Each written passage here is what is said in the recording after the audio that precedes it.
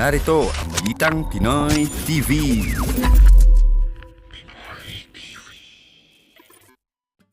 Okay, heto na po yung continuation, no? Una nating pakikinggan ay itong privilege speech nitong si Senator Marcoleta. Ito nga ay patungkol po dito sa iniplay na video ni Senator Amy Marcos na gustong burahin nila Mig Zubiri at sa mga minority. Si Senator Marcoleta may respect dyan. At grabe po itong privilege speech nitong si Senator Marcoleta kasi makikita mo doon sa loob ng kanilang plenary ay nakayuko yung iba. Parang napahiya sila sa real talk na sinabi ni Senator Marcoleta. Daming ang mga nagsasabi sa akin na matindi talaga yung post ni Senator Marcoleta. Grabe. Para sa kanya is ang importante ay taong bayan, na kung ano yung problema natin sa flood control, yun ang unahin natin kasi kaya nga bumaba ang trust rating ng Senado kasi hanggang ngayon walang matumbok-tumbok nitong mastermind sa flood control. And sa tingin ng taong bayan ay pinagloloko sila ng administrasyong ito. So, yan nga ang laging binabanggit ni Senator Marcoleta kasi alam naman po natin itong mga minority tahimik dyan sa flood control. Napag-alaman natin na lagi tayong nag-research, alam naman natin. Kaya pala na hindi nila matumbok-tumbok yung mastermind na yan kasi merong iba dyan malapit kay speaker. Malapit kay speaker. O kundi man, kamag-anak sa kamag-anak, ganon ganyan. So, umiiwas sila. So, maganda talaga yung buti ko, sana in-screenshot ko na lang yung post ni Senator Marcoleta. Ang galing ng post niya, no? Pero anyway, mapakikinggan naman natin siya dito mamaya sa kanyang sinasabi na si Marcoleta talaga, makikita mo talaga na he is for the Filipino people. Okay? At also, yung revelasyon ni Senator Amy Marcos na merong nagaganap na pagpupulong patungkol doon sa term extension, patungkol doon sa pagbaba ng edad ng isang pagiging presidente, yung dadagdagan yung mga senador na ano ba yun, 2031 para yung sa susunod na eleksyon. Inamin ni Senator Lacson na merong pagpupulong. Hindi raw seryoso yun. So, pakikinggan rin natin itong si Senator Lacson at kayo nang humusga kung maniniwala kayo sa kanya o hindi. Mamaya magre-react tayo dyan. At last but not the least, si Senate President Alan Peter Cayetano nag-real talk rin na bakit naman itong ilan sa ating mga senador ay kailangan pa na makipagkaugnayan doon sa presidente o dito sa executive branch na equal branch man tayo. Kung meron po tayong desisyon, independent na ang ating mga desisyon. Hindi po pwede na kung ano ang desisyon ng ating presidenteng bangag, yun rin ang ating susundin dito sa Senado. Kaya nga, merong tatlong branch of government. Executive, which is ang presidente. Ang legislative, which is composed of Senado at ang lower house. At ang judiciary. Yan po ang ating Korte Suprema. Tatlo yan. So dapat itong tatlong ito, dapat hindi yan magkapareho ng mga, dahil kaalyado lang tayo sa politika, makokontrol kita. Yung ibang mga senador dyan sa Senado, parang nakokontrol sa presidente kasi parang may utang na loob sila sa presidente kasi nung panahon ng kampanya, tinulungan sila ng presidente because the president has the resources during the campaign. Hindi po pwede yan. Di ba? Kung ano, yung dapat nating isinusulong na alam naman po natin na meron pong aligasyon, akusasyon laban dito sa presidente na involved siya dito sa flood control. Ito si Zaldico ang nagsabi. So dapat the Senate of the Philippines should decide independently about this issue. Okay? Hindi yung dahil kapartido namin yung presidente, kailangan rin naming pagtakpan itong mga aligasyon, akusasyon laban sa kanya. Hindi yan po pwede.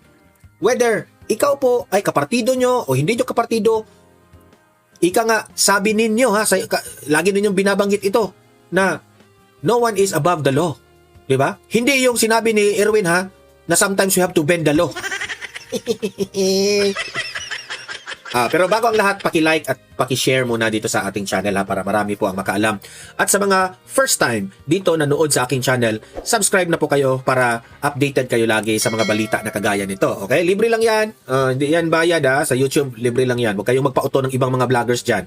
Okay. So simulan natin ating reaction dito sa mga senador, no, ng Pilipinas, tayo po'y makikinig kung ano yung sino sa kanila yung nagsasabi ng totoo. Ito, una, Senator Marcoleta.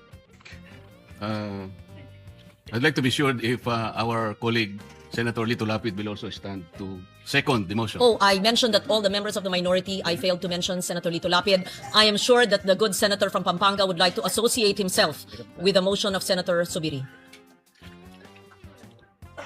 Okay. Madam President, Proceed. I got his word. He is not seconding the motion of my amiable friend, the former... Paki-comment nga sa ibaba kung totoo ba na itong si Lito Lapid raw nag-transfer na raw sa majority. Di ko lang alam kung fake news yun o totoo. Majority Leader, Senator Nick Subiri. Madam President, the motion was premised on Section 93 of the Senate Rules. May I read this again, Madam President? Acts and language which offend a senator or any public institution shall be deemed unparliamentary. Madam President, I have not heard any word from Senator Jaime Marcos that offended the sensibilities of our counterparts in the minority. I think what is being objected to, Madam President, which is not... Tingnan nyo yung smile ni Senator Robin Padilla. Parang may halong parang ang kanyang body language parang sinasabi, lagot kayo ngayon kay Marcoleta. Yan ang smile ni Robin.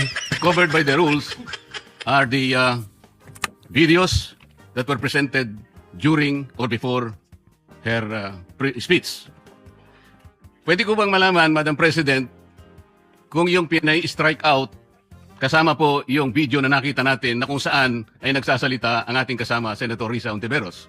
Kasi po sinabi niya, while BP Sara is in power, the threat of a full-blown Duterte comeback is still a very real and present danger. Sa akin po, walang problema yun. Opinion niya yun eh. And we have to respect that opinion. Yan po ba'y pinaalis natin? Gusto ko lang po malaman, isa-isahin natin. Pangalawa po, nakita ko rin po yung sarili ko.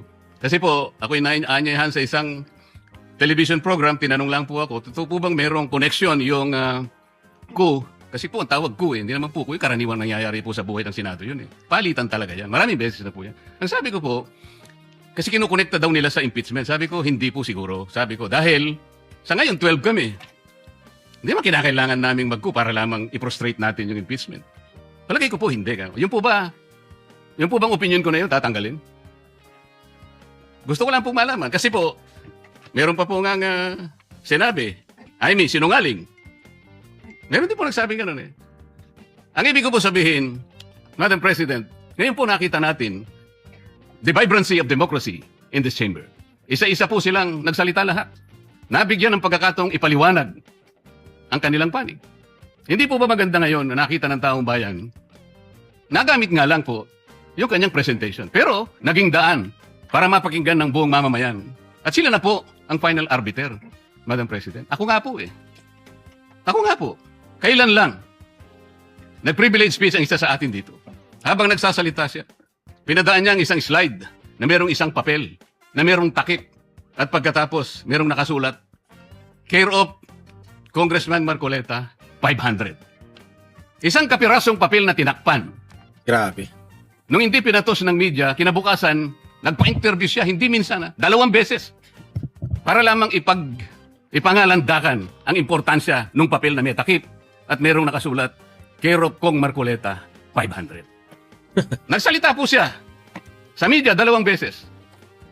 At paiimbestiga raw ako sa ombudsman. Dahil po ba sa media nangyari yon at hindi dito?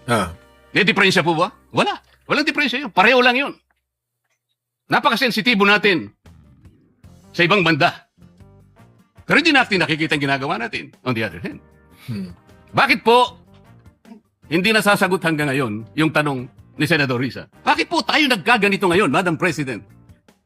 Kasi po, napigilan lang akong magtanong. Ngayon ko na po alam po ba ninyo kung bakit tayo nagkaganito, Madam President? Kasi po matagal ko nang sinasabi, 9 na buwan na po ang nakararaan, ngunit ayaw nating ituloy ang pag-iimbestiga sa flood control scandal. Correct. Isang pinakamalaking nakawan sa ating bansa. Parang ninakawan ng isang pamilya sa tanghaling tapat. At ang mga magnanakaw ay hindi nakamaskara. Nakakurbata lahat. Nakabarong Tagalog. Paano hindi masisira ang kumpiyansa ng mamamayan kapag tinalikuran natin ang ganong pananagutan? Ano pong sinabi pa sa akin? Imbes na sagutin nila yung privilege speech ko noon, nasa pamimilit ko na, eto pong tungkulin natin eh. Naging PNP chief kayo. Ako po'y humanga sa inyo noon. Hindi ko na ikukwento yung lahat ng ito. Bakit ngayon? Bakit hindi natin gawin lahat yun? Alang-alang sa interes ng bayan. Kaya po tayo sumadsad ngayon dahil yung pananagutan na yun. Pinipilit po nating pigilin. Ang dami po nating pinagtatakpan. Tumayo siya, imbes na sagutin niya ang aking sinasabi. Ano po sinabi niya? Kung ano-ano po sinabi, nagpalabas din po siya ng napakaraming video. Na kinakampihan ko si Diskaya, nag-bla-bla, na ang asawa ko raw ay independent na ganito. Lahat po. Pati yung tayo ko sa Congress noon, na sinasansala ko yung makasama ko because ngayon ko lang nakita ang Vice President, nagpipresent siya ng budget for 2025. Inaaglahi siya sa budget 2022 and 2023. Yung mga ganun po. Bakit po ngayon biglang nagbago ang kulay natin? Bakit po ganyan tayo ngayon? Bakit po napakababa? Siguro po, kung may pagkakataon tayo, maring bukas o kamakalawa, makikita po ninyo yung complete video yung nangyari nung Lunes, May 11, 2026. Kung paano, alas 7 pa lang ng umaga, nandito na yung tropa ng NBI na nakipag-coordinate sa opisina ng OSA. Sapagkat balak pala nilang hulihin ang isang senador. Hindi po ba? Nagkaroon na po ng admission. Tinanong ko pa nga yung ating former SP kung nakita niya yung warrant of arrest. Pinakita ba sa'yo? Sabi naman niya, hindi. Naniwala po ako ron. Ngunit bakit sinabi niya, o ikaw mag-coordinate kayo sa USAA? Alam po ba niyo, Madam President, kung ako po ang Senate President, kaya ako lang naman ginagawang halimbawa ito, Madam President, dahil hindi naman po ako magiging Senate President. Kung ako lang, hindi ko papayagan yon, Madam President. Bakit po?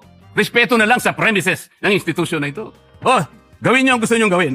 Huwag dito. Nakikiusap ako, utang na loob. Huwag dito. I will do that. Pero ano po nangyari? And the rest is history. Hinabol po ng hinabol, kamuntik na pong nahulog sa hagdanan ng Senator Bato. Ganun po ba ang pagtrato sa isang senador? Sinasagot ko po yung tanong, bakit po tayo nagkaganito? Isipin po ninyo, bakit hindi kayo magsimula doon? Meron po bang isa sa mga minority counterparts natin ngayon, Madam President? Meron po bang isa na sumama sa akin nung ako'y nagsasalita na parang si John De Baptist, ako na lang ang isang nagsasalita. Ituloy natin ang investigasyon. Meron po ba silang lakas ng loob na samahan ako, Madam President? Wala po. That's why I'm objecting to the motion. Wag po tayong balat sibuyas. Wag po tayong balat sibuyas. Salamat po, Madam President. Yes, thank you very much. Okay, ayan po yung full speech I'd like to be ni sure if privilege speech ni Senator Marcoleta. Na ang punto doon, wag po tayong hipokrito. Kasi mahilig tayong magsabi na bakit tayo nagkaganito? Bakit magulo ang ano? Isipin din ninyo na kayong mga minority, malaki ang ambag ninyo sa kaguluhang ito. Di ba? Ito yung video, itong pangalawang video na ipapakita natin, ay si Senator Ping Lacson umamin. Ito, panoorin ninyo. Thank you, Madam President. My name was mentioned by the distinguished minority leader, and I confirm that I witnessed a portion of their conversation. I think present during that discussion, of course, the minority leader, Speaker Boji D, the Deputy Speaker, I think Hernandez, and the former Secretary of the Senate, Dong Mendoza. Nagkamali po ako ng paso kasi I was about to attend a board meeting in the same... Ang sabi ng iba, taong bayan sa mga comment section, ito yung type of Senator Di Umano. Yung nahuli ka na, pero palusot ka pa. area. And nakita ako nung tao ni Senator Soto. So napasok ako, sabi ko, "Ops, mali pala. Ano bang ginagawa niyo rito?" Palusot ka pa. So, ang unang tanong sa akin, tama-tama kasi pag-uusapan namin na kung sakali magkaroon ng charter change, baka pwedeng request ng Speaker of the House kung pwedeng increase yung number of senators to 36 from 24. Ang naging role ko naman doon, kasi tama-tama, ilan ba yung kwarto doon sa Senate building? Sabi ko, 65, kasi yun ang request ni Senator Pimentel at that time. He was also thinking of increasing the number of senators. So, 36 lang kailangan. So, after that, and I confirm na probably, ako yung sinasabi ni Lito Banayo na source because immediately or the following Thursday, we used to have this Thursday eating club attended by Lito Banayo, Gringo Hunasan, and several other personalities. Some former senators, former congressmen, incumbent congressmen, sometimes Governor Rudito Albano would be there, ex-Congressman Suplico, and several others. So ako naman, walang out of, wala naman seryoso sa pag-usapan. So I shared, sabi ko, kanina Wala rang seryosong usapan. Sabihin mo na yung hindi seryoso. Kasi nabuking ka eh. Nabuking ka na, so hindi na seryoso. pala nung Monday or Tuesday. Sabi ko na napapag-usapan na i-increase yung number of senators. So parang kwentuhan lang yon. Kung seryoso yun, hindi ko ikukwento kasi sensitive kung seryoso. And I also confirm the manifestations of several of my colleagues in the minority na never naming napag-usapan yan in as many caucuses that we held or we had in different places. Ang pinag-uusapan po lang namin, Madam President, kung paano natin isasalba yung integridad, yung dignidad, yung reputasyon ng Senado. Wala po kami ibang pinag-uusapan na kaya kami magpaplano na mag-take over sa Senate leadership para sa CONAS. Never. I confirm their earlier statements, Madam President. So, kanina nabanggit ni Minority Leader Tito Soto na ang unang press statement ng ating distinguished Senator from Ilocos Norte, kaya raw babaguhin yung age of qualification. Itataas daw from 40 to 50 para ma-disqualify si VP Sara kasi hindi pa siya mag-50 in 2028. Baligtad po ngayon ang sinasabi. At baligtad doon sa katotohanan, dalang narinig ko usapan nila, ibababa yung age ng mga senador, hindi po si Presidente. Mga senatorial candidates, ibababa from 40 to 35. Nagbiro pa nga ako, ng Presidente, nagbiro pa nga ako, sabi ko, partner, para ba kay Vico Soto yan? Nagbiro pa, in jest. Of course, Mr. President. Madam President. Yun po yung takbo ng usapan. So, paano nabuo yung istorya? Nakatakot-takot po yung mga video. Wala pong katotohanan. Kaya nung na-interview po. Katakot-takot talaga. Kasi nabanggit yung mga pangalan na dun. Katakot-takot yan sa mga taong nabuking. Pero kaming mga taong bayan na nakatingin dyan, ang sasabihin talaga namin, deserve ninyo yan. Po ako ng media, sabi ko, outright lies. Flat lies. Kasi hindi po totoo na napag-usapan doon na itaas yung edad. Say whatever you want na hindi totoo. Kaming taong bayan na ang mag-judge. Okay? Kami na ang mag-judge kung nasasabi ba kayo ng totoo. Qualifying age. Pagtapo ng presidente sa vice-presidente from 40 to 50 para ma-disqualify. Nothing could be farther from the truth, Madam President. So, with that, I support the motion of the former Senate President, former Majority Leader Mig Zubiri, na to strike off the record yung mga portions na offensive sa mga kapwa natin senador, Mr. Yeah, minus the whole video. I support that motion, Madam President. Thank you, Senator Lacson. We recognize Senator Bamakino. Was it then Senator Tulfo, Rafi, and Senator Risa raised her hand. Just for the information of Senator Marcoleta, it's not that I'm delaying the reasons for your objection, sir. We are listening to the seconding motions. Thank you. Magandang araw, Madam President, mga kasama. I rise to second the motion of Senator Zubiri. Dahil yung video po na nakita ho natin, marami hong pagsisinungaling. Unang-una po, klaklaruhin ko po, we have been meeting as a minority maybe 2 times a week. Kanina, yung speech ni Senator Ping Lacson, kayo nang humusga ha, kung siya ba ay nagsasabi ng totoo o hindi. Basta ang punto dito, umamin siya na merong conversation na ganyan, na may planong i-edit o i-change ang ating system of government. At pabor na i-extend yung mga ganon, ganyan na ano nyo naman na pampoprotekta sa kanilang gahaman sa kapangyarihan. Kayo nang humusga ha. No? Baka naging 3 times pa yan. At ni isang beses po na pag-usapan ang constitutional change. Hindi ho yan binanggit ni former Senate President Soto, ni Senator Lacson. Hindi ho yan nabanggit ni isang beses. Wala hong pag-push, wala pong nagsabi, mag-meeting tayo para mag-chacha, para mag-CONAS, wala pong nangyaring ganyan. Are you sure? Siyempre hindi nyo aaminin. Kung totoo man, hindi nyo aaminin talaga yan. Kasi mapahiya kayo sa taong bayan. Ito na nga mga kabalita. Ano na ang masasabi nyo patungkol sa balitang ito? Please comment down below mga kabalita. Pag-usapan natin yan sa comment section. At kung di ka pa nakasubscribe sa ating channel, baka naman